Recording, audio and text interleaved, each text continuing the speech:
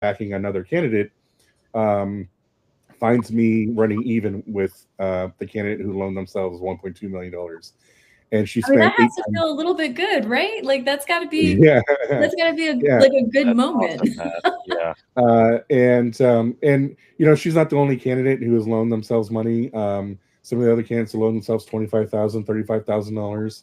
I have not done that. That was one of the things I was told by a number of friends of mine who have run campaigns themselves or been candidates who always said, whatever you, if you can, don't sink your own money into it. And so I've been really trying to stick to that. So relying on a lot of small dollar donors, which I'm very proud of. And yeah, but that's the state of the race out here in California right now.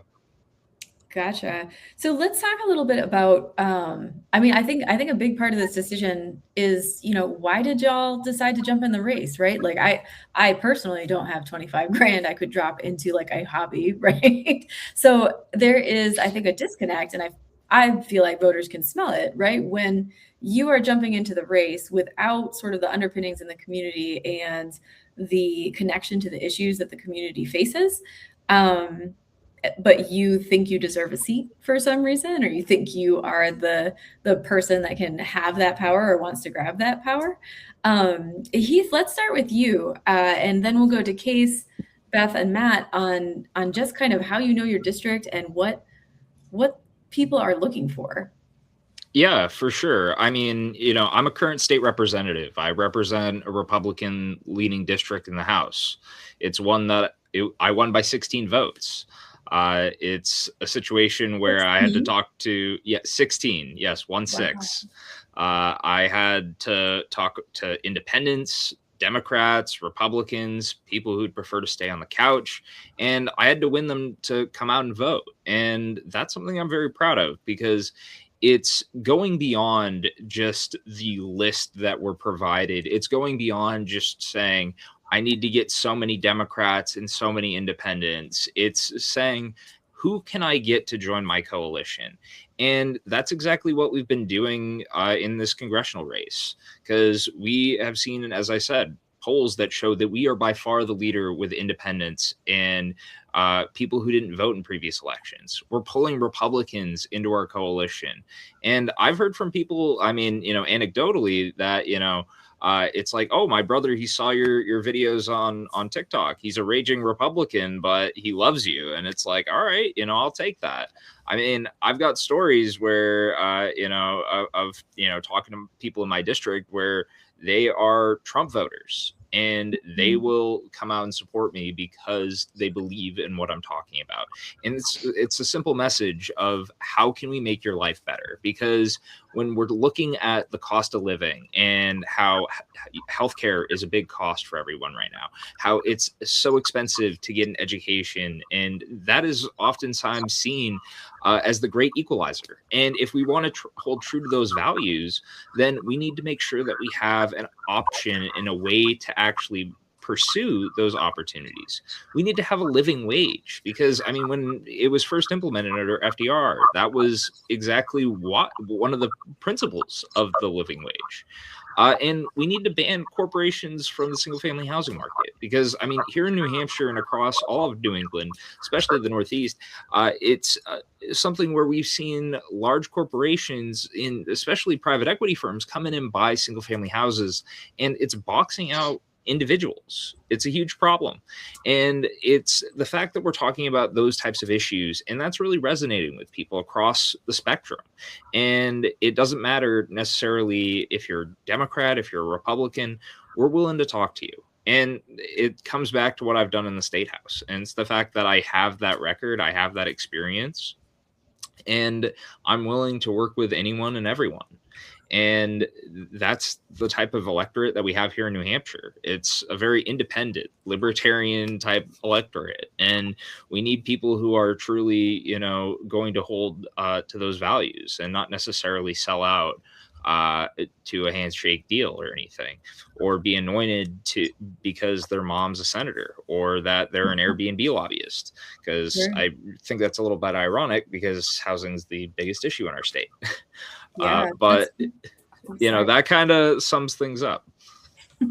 I think the the idea, right, that there is some sort of everybody has to have a home, everybody has to have a place to live, everybody's got to have childcare, everybody's got to eat, and these very like fundamental issues cross a lot of party lines, especially right now as we are just watching like an abject failure in terms of strategic foreign policy directly connect to how you do not have enough money to buy gas and food at the same time, right? There are some really interesting studies coming out about how it's, when we see Democrats taking races at 20 to 30 points at the state level, as we have throughout this entire year. I think there's 25 races that have been like just crushing it so far, and Democrats have flipped 21 of those seats. We are seeing people that are dissatisfied with the status quo. And Case, I think you're out in Georgia, you're kind of in the same boat, right? Like you are seeing folks of all sorts come to the table and ask this question: how can you make my life better? Yeah, I've seen that a lot too. And a lot of it goes, our biggest issue, housing is a major factor, but I will say healthcare as well is the biggest. I mean, we have folks in my district that are paying, more than their mortgage or rent just for health, just to have the option of being insured for health insurance. And so that's a major thing that they're coming to me with. They just see our current incumbent, Rich McCormick, just not doing anything. I mean, his biggest priority right now is trying to redistrict. He just trying to pass a new thing called Keep DC Square, where he's trying to bring back Alexandria and another city back into DC for some reason. Everyone's comment. I mean, he's kind of losing his own support, which is great for us, but we still have to win this primary. And to be fair, it's between 4 people in my race. We're probably looking at a June runoff, if I'm being honest. So you're saying your Georgia representative is focusing his attention on turning the area of DC that is not a state into a square? Yep. All his constituents that voted for him, and even the ones that have been mad at him for a while, have been furious in the comments. And so, good for us. He's been losing a lot of support. If he keeps shooting himself in the foot, it's going to hopefully lead to a better Democratic turnout, and maybe other people actually staying home or simply not voting for the congressman, because it'll be a Republican or it'll be an incumbent with no one running against them versus whoever the Democrat is. So could still be in our favor with that. Yeah, that is a wild statement. I think that there's well, Beth, I'm really curious to hear your take on this, because you are in a very different situation from Georgia and from New Hampshire, right? You're an extremely blue district, and I mean, what are your folks saying about what they need from you? Is it the same? Is it similar? It's somewhat similar. I have the experience that I started out waiting tables, worked my way through like checking people in at a primary care office at Boston Medical Center, and worked my way into tech slowly. So I got to see, living with 4 roommates in the cheapest apartment you can find, all the way up to now I own my home, and I do have some resources that I can put into my campaign. And I think that experience of having seen that I'm the same person now, money doesn't make someone better or worse, it makes life easier. And my district is 39 different towns and cities. So we have, a lot of working people. We have a lot of retirees who moved out from places that were closer to jobs but more expensive to have affordable places to live and retire. And we have people who were born here. We have people who come here for college and want to be able to make a life in the place they've come. My background as a programmer means I hear a lot about people's worries about AI and the anxiety of what is changing, that you can't get customer service anymore because if you call up on the phone, what you get is a robot. You can't trust anything to be real anymore. Oftentimes I'll call people on the phone and they'll ask, is this a robot? What's your opinion of cupcakes? Just to try to find out if you're a real human on the other end of the line. And that's like eroding the basic trust of society. So even though we have a lot of really good jobs in healthcare and education, people feel precarious because gas is really expensive and we have a lot of traffic. You have to be able to travel to get to your job. You have to take the kids to daycare. There's a lot of things you have to do. And the cost of those things keeps going up without the support and the structure and the trust that makes it possible for us to do things together. So I know that we need AI regulation, and that message is really resonating with people in the district. And my 20 years of experience organizing, doing union organizing among programmers really sets me up to build towards real solutions for us. Absolutely. And Matt, I'd love for you to answer this question about what folks in your district are looking for. And also, I'm just going to open it up to the whole floor, but you can kick it off, Matt. Are your opponents addressing these things? What are they doing with all that weird money that they're dropping into the race? Yeah, so I mean, for me, one of the things that I've noticed is, my experiences in life, I feel like align with a lot of theirs. My wife and I, we have good paying jobs, but we rent because here in the Bay Area, owning a home is just not within reach. And on top of that, our health insurance premiums doubled at the beginning of the year, and in many ways, that made us one of the luckier ones. We've seen folks have their premiums triple or quadruple, and I think the number I've seen recently was like 1 million people basically dropped their healthcare through the exchanges because it's just too unaffordable. And that's the kind of thing that's going to be borne out in loss of life. People waiting to go to the doctor until it becomes an emergency, and by then, some of these things may not be treatable, or something serious may have happened along the way that we then bear the cost of that as taxpayers, in higher costs, and also hospitals that bear the cost of that. So I feel like a lot of people are experiencing that. And then for us, we have 2 sons. We were only ever able to afford to send one of them to childcare, and even then it was part-time because it was around, depending on how many days in the month, anywhere from $800 to $1,000 a month, just to go 3 days a week.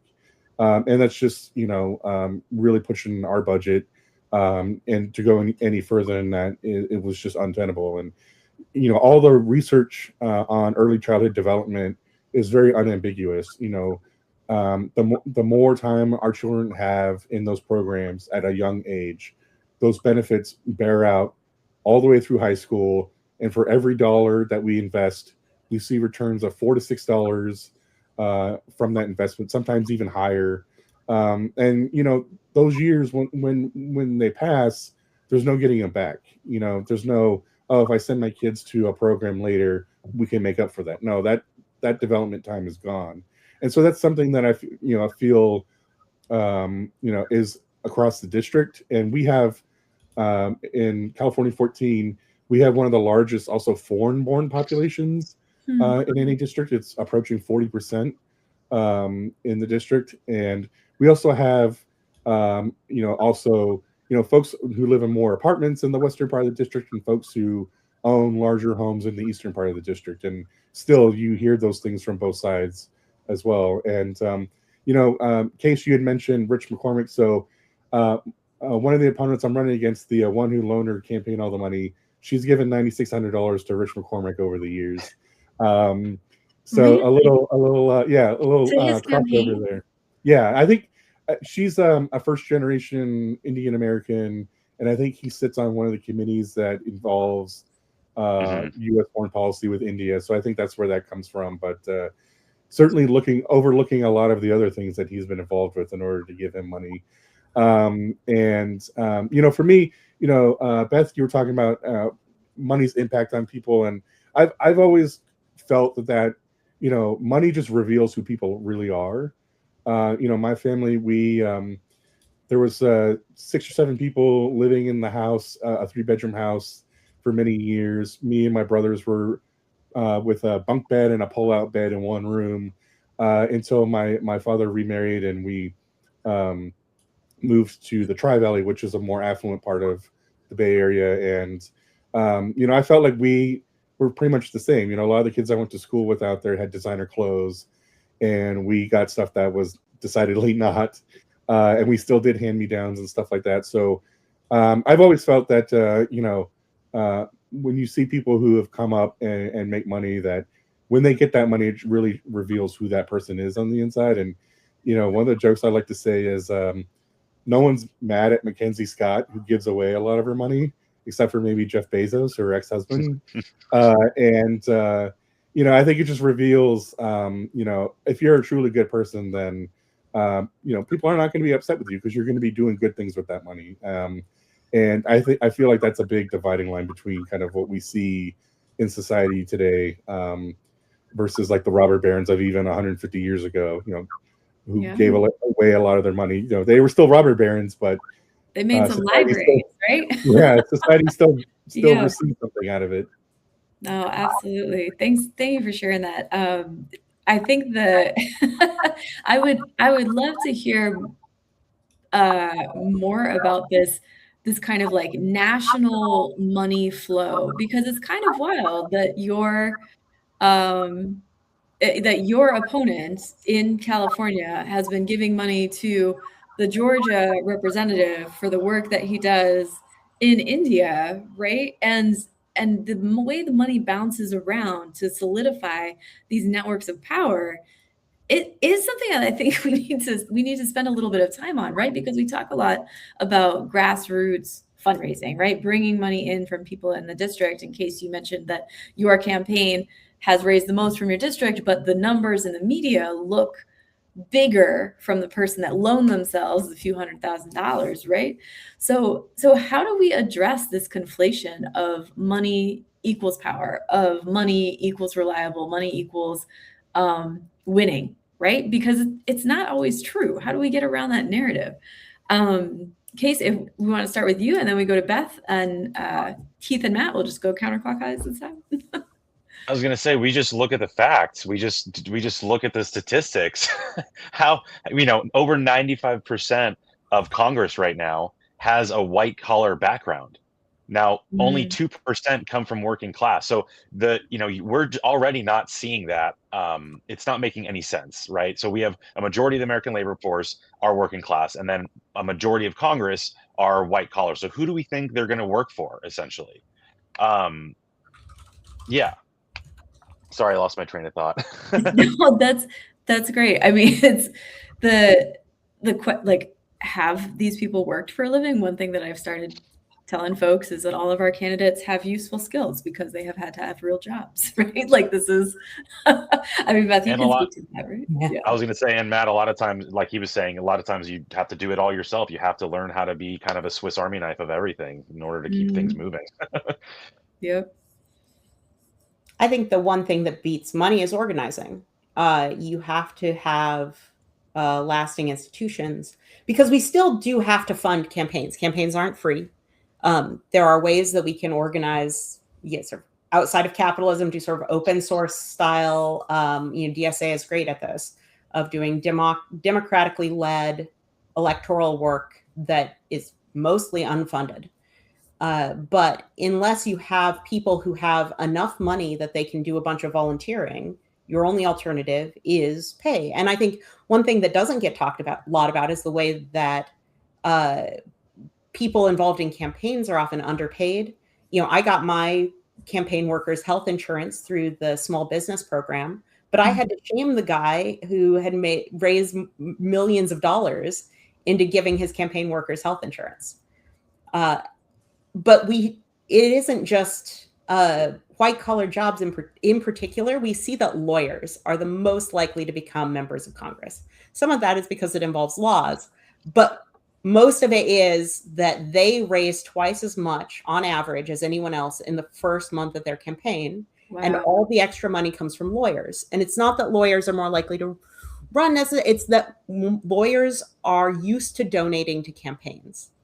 So if I call a programmer, they have probably never donated to a political campaign before. If I call a lawyer, they probably have. And it means people who know more lawyers find it easier to raise money. And so if we can build alternative ways for things to be funded, for people to get access to resources, for campaign workers to have stable careers, for it to not be a matter of these consultancies trying to make as much money as possible, where we can build things that are about what is it we're building together.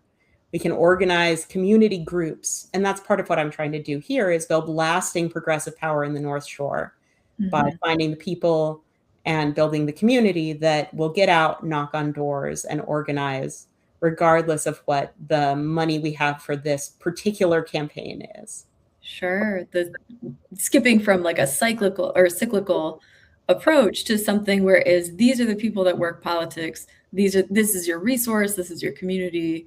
This is your institution.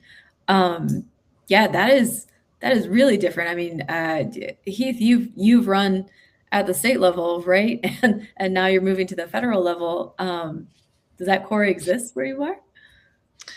One more time, sorry. What was that? Oh, does that core of like people power just, that I don't think that exists yet. The idea that what Bethany's talking about in terms of building stable careers for campaign volunteers, right? The staffers that make this whole thing run. Yeah, I mean, it's difficult, and we have to, figure out, how we can best support individuals. And, that's something that I've been really thinking about on my campaign, because it's been, the biggest hurdle for sure. But that's where I think, in terms of what we do have is a volunteer force that is very effective. And that's where we've seen results, as I have said in the polls, where, we're one of 2 candidates in the double digits. And I think that is a result of the fact that, people can really relate to, a lot of what, we're going through. I mean, it's the fact that I don't have hundreds of thousands of dollars that I can throw out this campaign. A number of my opponents have, millions of dollars that they can tap and use as resources. And that is a huge advantage. Obviously, we need to figure out how we can best get money out of politics. And, I think that we need to have public funding of campaigns. That's something that I have sponsored in the New Hampshire legislature. I used to be on election law, which was, a real experience. But, it is something where we need to have alternatives in funding avenues for candidates, because it's very difficult for us to be trying to call up people who are, of similar background and say, oh, hey, do you have money to donate? No, I don't. And it's like, that is the exact type of conversation that I have on a daily basis. And it's a situation where people don't necessarily have that extra income, especially right now. So that's a definite problem when we're reaching out to the type of people that we need to come out and vote for us. It's not necessarily the same thing as asking somebody who can donate, because there is a very clear disconnect, I think. And that's, a problem, because we need to make it so that they're one and the same, not necessarily treated separately. Yeah. It is a struggle, right? Working class is working class. If you're going paycheck to paycheck, if you're trying to make rent, if you're, trying to figure out how you're going to buy the diapers this week, I mean, there's just not a lot of room there to get into it. Matt, is your opponent addressing any of the issues in your in your district? How do these conversations go with people? Well, I mean, one of the things I've noticed is because our race has 9 total candidates running, and California does top 2 primaries, so it's any 2 candidates, regardless of party, advances to November, which is part of why my race was interesting and part of the calculation for me to get in the first place. But what I've noticed is one of the things that with my opponents is that a lot of them don't even mention issues on their websites. I do, that's part of my background, is I've done a lot of campaign websites over my career. And so that was one of the things that I wanted to be different on, whereas they don't even mention issues for most of them. I have a very flushed out and constantly evolving issues page.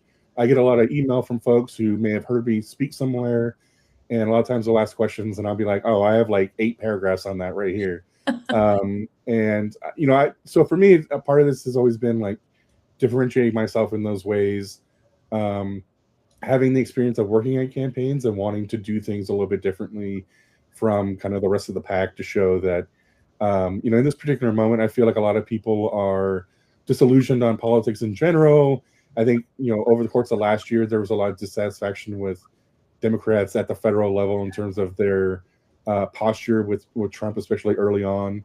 And so for me, my approach has been trying to demonstrate myself as someone who's been a lifelong progressive activist, someone who has pushed the party. I got my start with the liberal blogosphere back in the Bush years, and the Netroots, who really was trying to push the party off of the DLC, Republican light, as we called it, candidates of the aughts. And a lot of that energy kind of fed into the Obama campaign at that time. And that's something I've always kept up with. I've worked with candidates like AOC and other candidates like that in my career, and I'm very proud of that, because for me, I'm an FDR New Deal liberal at heart, and I very much believe in the power of the federal government to be able to deliver for people, if we have people willing to do that in charge, and who have the courage to do that. Whether it's taxing the wealthy to pay for things like a national child care program, or to cut the defense budget like I believe we ought to, which has already been raised up to $1.2 trillion, depending on how you figure the math. And this president's asking to raise it by another $500 billion. If we have $500 billion for the Defense Department, then we have $95 billion to send kids to school. You know what I mean? So that's the way I've approached it. It's about priorities. And for me, those priorities are about delivering for working people, delivering for middle-class people who just need a bridge to a place where, the way I've described it in my campaign is, in the richest nation on earth, life should be easier than it currently is right now. And I don't think people want, things all done for them. I think they just need a little assistance when everything is so expensive. Just a little bit of help. And we have the power to do that. It's just a matter of having the right people in charge who will take up that fight. Yeah, absolutely. Beth, I saw you nodding when Matt mentioned just the lack of information on candidate pages. So what does that obscure? How does that impact the conversations you have? Yeah. Yeah, I don't know which consultant is telling people this. Like, I understand. I think that there is some, people get overwhelmed if you have too much information, and they just decided, okay, we'll take no physicians, and that way we can tell donors one thing, and we can tell whatever audience we're talking to whatever they want to hear, and no one can check us on it. Like, my opponent has brought things up once in a public appearance and then never mentioned it again. He talked about AI regulation briefly, which is how I know it was polling well. And then he took a bunch of donations from OpenAI, and suddenly that disappears. Ooh. Right? Yeah, and there's no track record. Company, he's not taking corporate PAC donations. It's just like a couple tens of thousands of dollars that the CEOs passed a hat around and collected as individuals. But not from the company, just from all the folks that work there. Yeah, just everyone. And he's taking money from Palantir. And how are you going to be deciding how much to spend on the military budget if that military budget is funding your campaigns? Yeah. Woof. Yeah, when we start to talk about all the ways that money can get to people, right? When we start to think about, the APAC tracker folks, they are investigating that particular PAC, that one PAC, right? But it's not operating in isolation. There's a whole network with any interest group. There's a whole network of individuals and people and companies all coming together to put money into these races, and the waffliness, right? The lack of a spine, the lack of stated positions really aids in building that funnel to get that money in. That's one of the things I noticed. Go ahead, yeah. I was going to say that's one of the things that I noticed in my race, where the candidate we were talking about, she's part of a larger Hindu nationalist movement. This is something that I, in digging into her donors and who she donated to, and her connections to a lot of these different groups that are all tied up to the BJP in India and are supporters of Modi. She was at a welcome event. She was on the welcoming committee and the spokesperson for it in 2015 when he came to California. She was quoted by NPR at the Houston event with Trump. And you look into her donors, and they're all like prominent people with all these different organizations that are. It's an entire donor network that basically commands their people to donate to all these different candidates, which is how she probably ended up donating to all these Republicans.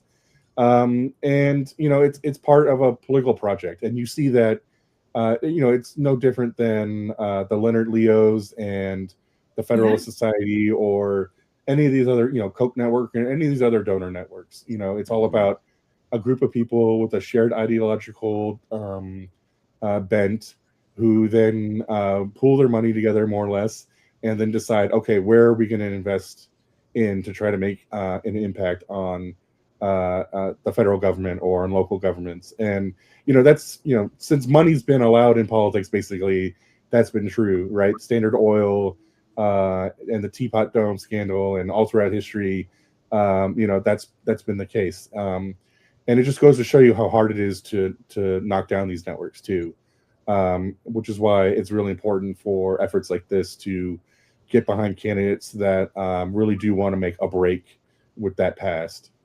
Absolutely. Well, we all have supporters. We all have people who believe in what we want to see.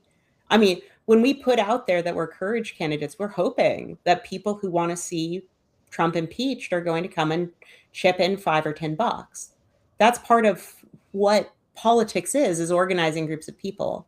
I think where it becomes a real problem is because we have such egregious inequality in this country. That some people have a lot more speech than other people. But I absolutely donate to, like, a friend of a friend was running in for an assembly seat in New York and is good on housing. And I would love to see more trans women in politics. Absolutely. I will contribute. I'll donate. And it feels good. I can't go knock on doors in New York for her. That would be a huge lift on my part, but I can absolutely give you $5. Like, those are things where it's part of how we participate in democracy.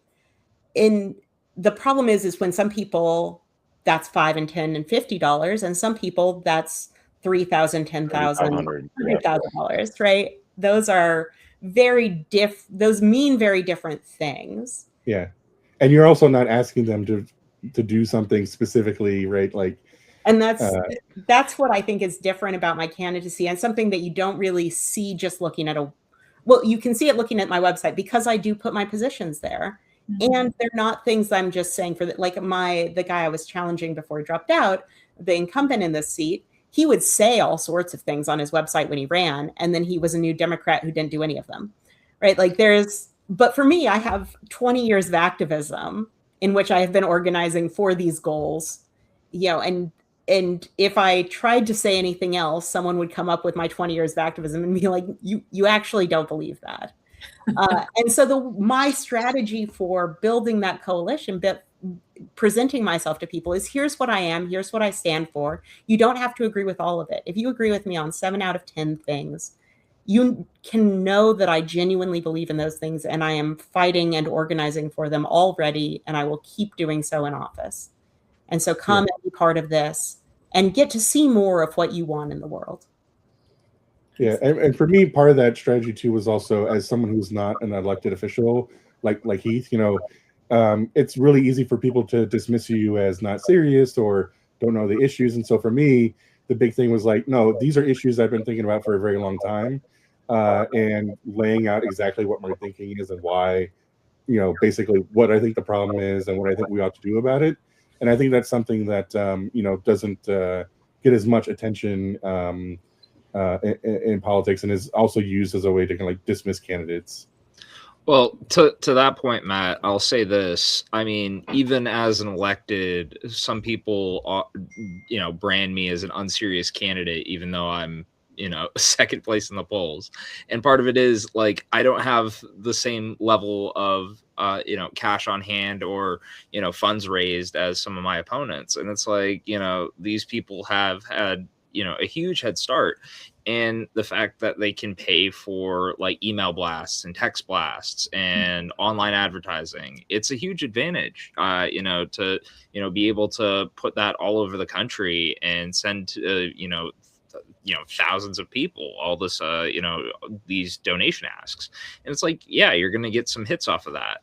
It's just how easy is it for a working class person who doesn't necessarily have those funds to be able to pour into those types of resources. It's really difficult, and that's again where we need to have something that actually allows working class individuals to get involved, and that's public funding of campaigns. But my point being, in terms of people not taking candidates seriously, it's just trying to discredit people before they even have a chance. And again, everybody here is a serious candidate because you're actively working in your community to win this election and actually get people to come out and listen to our ideas. And hopefully, win or lose, some of our values will be enacted in Congress. And that's a situation where I think for all of us, we want to see that. And people trying to brand us as unserious candidates don't necessarily, I think, realize, that by doing that, they're just trying to, again, make it an aristocracy or an oligarchy rather than a true democracy. Yeah, thanks for highlighting that, Heath. All of you know that our position is that everybody should be fighting for every single seat, every single election cycle. And so, when we interviewed y'all, we didn't talk about the money you'd raise. We didn't ask, have you count how many zeros are in your bank account, right? We asked if you were ready to fight. And if you were ready to fight and you were ready to say Donald Trump should be impeached, well, then welcome aboard. You are one of the courage candidates. Let's make this happen. And even just in the last 4 months, we've seen that that platform expand beyond one specific act, the impeachment of the executive, to a broader discussion of anti-corruption, anti-oligarch, anti-authoritarian, and pro-democracy, which should be a bar that everybody can crawl over, right? It should be real easy. We all live in. But this is the thing, right? We are in times where even just stating positions like that, even just being really clear that we are pro-democracy and anti-oligarch, anti-authoritarian, that's sort of a challenge to the current moment. And I'd love one of the things that we've started to turn our attention to is this idea of responsive government, right? We see it. Matt, you mentioned your opponent working with this very specific nationalist party and doing what they say, right? That's pretty responsive to that specific power structure that she's involved in. But what we want is a government that is responsive to the people, right? By and for the people. That's what we're going for. So, Case, I'd love to hear, and actually, let's just go around the circle and talk about those conversations that you're having with folks in your district where they get it, where they realize my government could work for me. It could do something for me. It doesn't have to be antagonistic. It could be something that serves the public rather than takes from it. Mm-hmm. Yeah, I mean, I think what we're seeing with even just in New York with how Mamdani is governing and getting things done from day one. He wasn't just talking about it, he was being about it, and he's shown us that things can get done. And so I think, I'm a member of DSA. I don't tout that on my website or anything, but I do align with the values. My concern is my electorate probably doesn't want to hear that because they're a little concerned about that, or they're a little bit older voters, so they may not really understand that, and it might put a target on my back. And so, but as far as the values, I mean, we see he's getting stuff done, and people are aware that things can work for us. They don't have to be the way that they are. The problem is we're only seeing this on this, in a mayoral situation. We're not really seeing much of Congress being able to do that. Maybe we're seeing, I keep telling people I trust probably about 5% of Congress, and that's being very, very, very generous. That's a top end. But I think, like Matt was saying, is as soon as we get the right people in there who have lived through what is going on, they've lived through bad policy, they've lived through losing their health insurance or being priced out of health insurance or losing a job or what have you, the things the kitchen table issues that everyone are dealing with. I think people are finally seeing through the cloud of that our government is perfect and they do everything right and just trust in our government. I think people are realizing that we actually do have the power, and especially in these smaller competitions where we're seeing just like in Heath's race, where you win by 16 votes. I mean, we're showing that every single vote counts. We saw that in Virginia the other day, where they only won by 5,000 votes. So I think people are becoming aware and awakening to the new reality that things absolutely do not have to be the status quo. We can work for the better. And honestly, hopefully we're going to see that in the primaries and in the general, so just keep doing what we're doing. Absolutely. Why don't we, sorry, continue. Beth, go for it. I'm jumping ahead. Sorry about that. Didn't mean to cut you off. Oh, no, that was great. I'm sorry. What was the original question? I got so caught up in that. talking to folks Yes. about responsive government, right? What if the government could help you? What if we had a New Deal proposition, a FDR proposition, where the whole point of the federal government was to make life easier and better? How do you talk with folks about this? Because I mean, boy, this government is not into that right now. And we do have, I think one thing is that we do have more of that in Massachusetts. So I'm not DSA endorsed. Our DSA chapter in this part of the state started like 10 months ago. So we're still very early in doing electoral work, but we have a municipal electric company in my town that's 113 years old. And if people ever start talking to me about socialism, I say, well, haven't you ever driven up to New Hampshire to pick up booze for a party?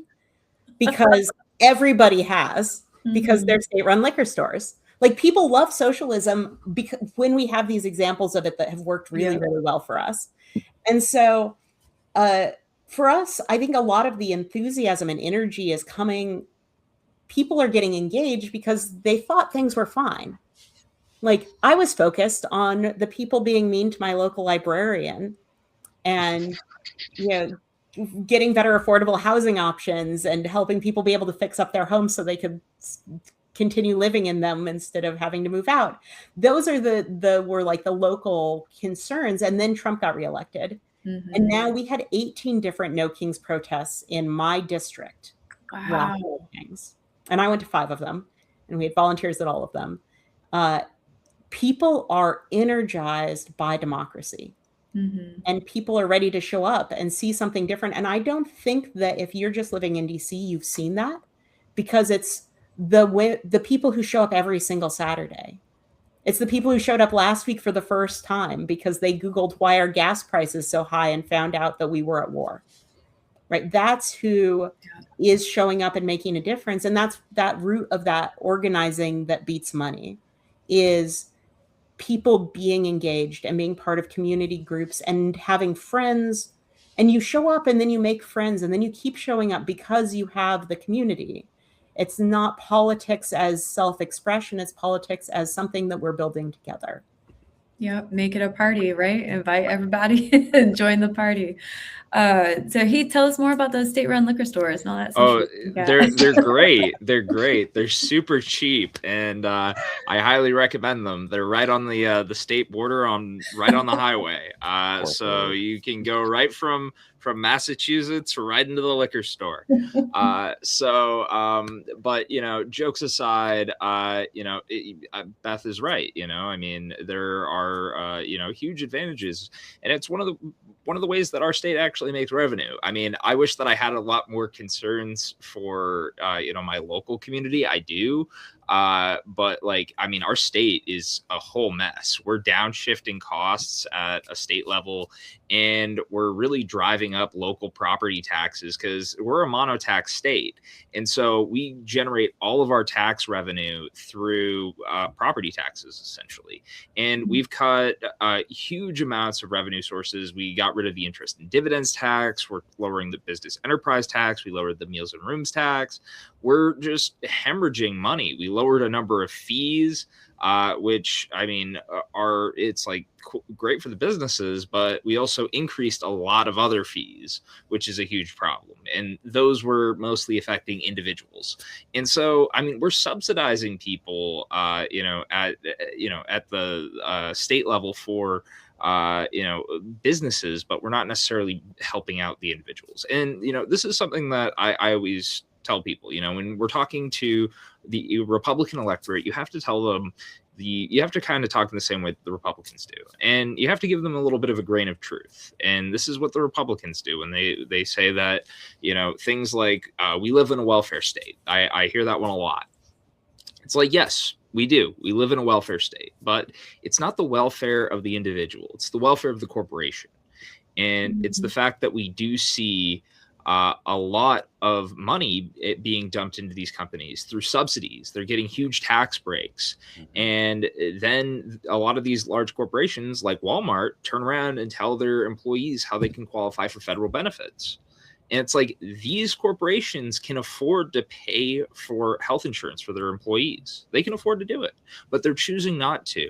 And so they're double dipping from our government. And it's money that should be spent on the people rather than on these corporations who can clearly afford to take that hit. And if they can't be trusted to provide these benefits, then we need to tax them accordingly.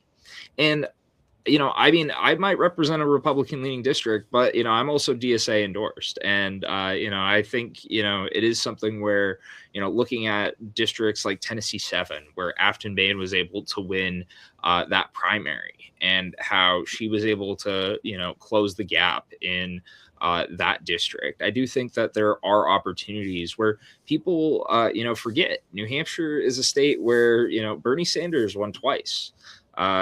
We might not necessarily have the most liberal state government. We might have a full Republican trifecta at our state level, but we have people who are definitely willing to support DSA endorsed candidates and DSA aligned candidates. And I think that that's something where people across the country are willing to kind of listen to that message. And so, Case is right when he's talking about Mamdani. People, I think, like what they're hearing. They like the proposals, and they would rather see us spending our tax dollars on the people rather than on bombing foreign countries overseas. Yeah, absolutely, folks. That takes us to the top of the hour, actually. Believe it or not, we've talked for an hour about faux working class and funny money, and the folks attempting to get into the race saying, I'm just like one of you, while they loan themselves millions of dollars. So let's we'll go ahead and close it out, and yeah, leave me with your parting thoughts on money and power, and where folks can find you on the internet if they want to hear more about what you have to say. Matt, let's start with you, and then we'll just go around the room. Matt, Heath, Beth, and Case. Sure. Well, this is great. I really enjoyed this. For me, the way I've thought about this, and especially over the last year, the way Trump has undermined and really sought to destroy really all the functions of the federal government that are meant to serve the people, that people are starting to kind of awake to the notion that, hey, there's stuff that the federal government was doing that I actually liked. And I think it's kind of put them in a place where their horizons are expanded a little bit. And so I kind of feel like this is a particularly unique moment, not just because of the threat Trump poses, but also the opportunity that I think we have in terms of, thinking about the post-Trump.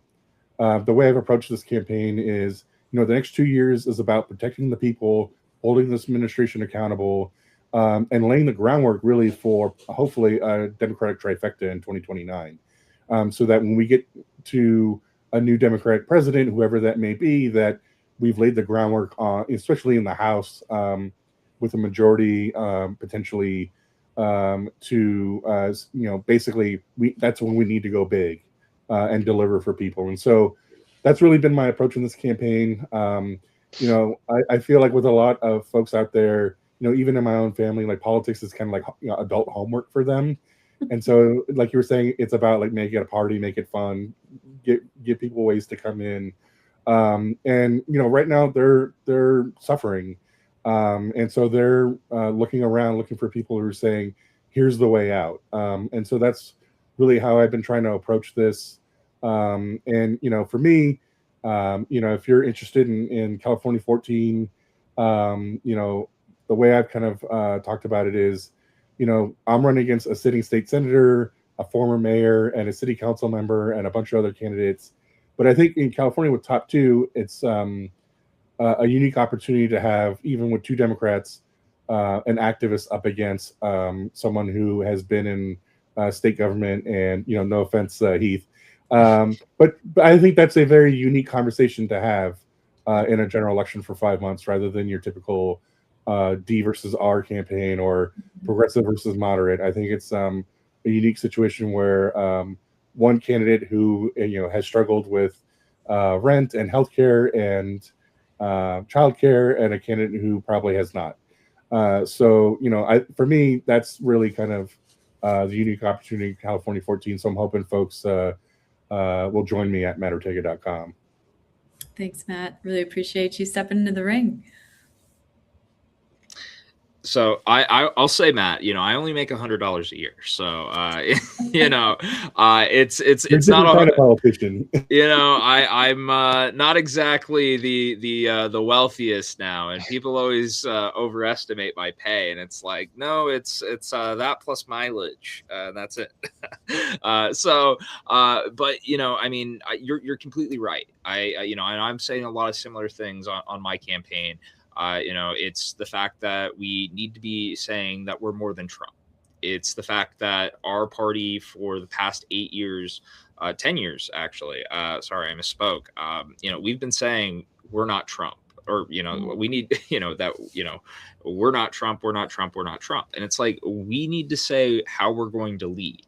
We need to say what are our goals, what are our plans and our visions to enact policies that will actually benefit the American electorate. And they don't necessarily feel the Democrats have done that. And that's where they feel that Schumer and Jeffries and people like them have not necessarily provided a clear message or path forward.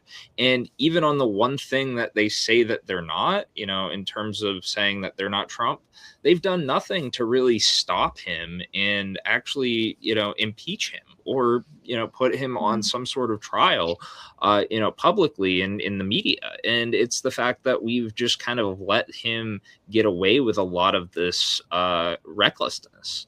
And that, I think, is a real shame. But we need to be very clear about how we're going to pursue this upcoming election, because we need to be very much emboldened by the fact that Trump is pushing for a lot of insane policies that are not necessarily feasible, and hitting Republicans, elected Republicans, with the facts. And I think that voters are receptive to that, especially right now, because they're extremely tuned in.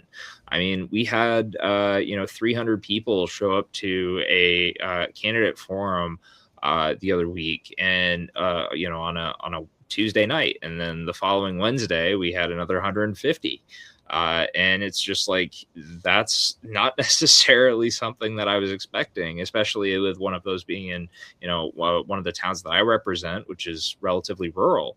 And I think that people are more engaged right now because of what's happening, and we need to make sure that we seize this moment and highlight how we can make their lives better. And part of that is, you can find out more as to how I can help provide that at heathhowardnh.com or on any social media platform at heathhowardnh. I really appreciate you all being here tonight, and thank you for taking the time to come out. Awesome. Thank you so much, Heath. That 450 folks, that's more than 16. I've got a good feeling about this. Let us know where we can find you, and leave us with your thoughts on money and power. Yes, there is a memo that was just leaked from Democratic strategists advising candidates not to talk about AI regulation because it would bring money against you. And I think that this is one of those places where we can demonstrate our courage, because AI is on track to make investors a ton of money. Well, it puts people out of jobs. It takes our electricity and our water. It risks the funding that Social Security and Medicare rely on. And that the way they are going to want to pay for that is to raise taxes on working people, and not to have all of this new automation and the people benefiting from it chip in and be part of our society.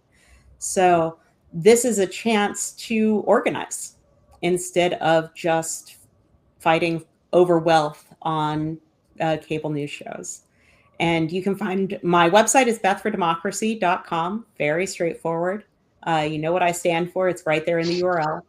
I'm Beth for MA on all my social media platforms. And come join us, jump in. We're knocking on doors. We're making calls.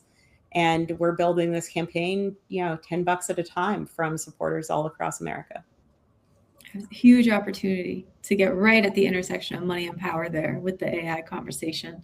And thank you for being unafraid to say the courageous thing, right? That's why y'all are here. And we really appreciate you having that courage and spreading it. Courage is contagious. And we're thrilled that you're out there running these races and talking to folks. Case, why don't you close us out? Yeah, you can find me at, I'm going to be way shorter. I mean, you can find me at case4congress.com. We've got a ton of events coming up. We've got town halls out the wazoo. And honestly, if you're looking at a candidate based on how much they raised, look into their file. You can search by filter. You can actually search by individual donors. It's going to tell you everything you need to know. The fact that we have been able to raise more than half, or have more than half as many individual contributions to our campaign as our incumbent, who has a $1.5 million war chest, says a lot about how much big money there is in politics. If you look at these individual donors, it's in the thousands, if not tens of thousands over the life. And plus you got all the corporate PACs and everything else that's supercharging their campaign. So on top of that, just look at how much people have loaned themselves, look at how much people actually are taking it seriously. And you can find that just by seeing just the numbers themselves. And so I'll close it out just by saying thank you so much for having us, for inviting us to this. And thanks everyone for being able to watch this. Appreciate you. Absolutely. Thank y'all for being here tonight. Thrilled to have you. Everybody, if you want to know where your fighter is at Courage, you can go to couragefordemocracy.com. We have Courage candidates in 100 and I think we're over 110 districts now and 38 states. And there is someone out there who is representing you in this race. I guarantee it. So go to couragefordemocracy.com and come find these Courage candidates and many more there. Thank you all so much for being here tonight. Really appreciate it. Thanks, Kira.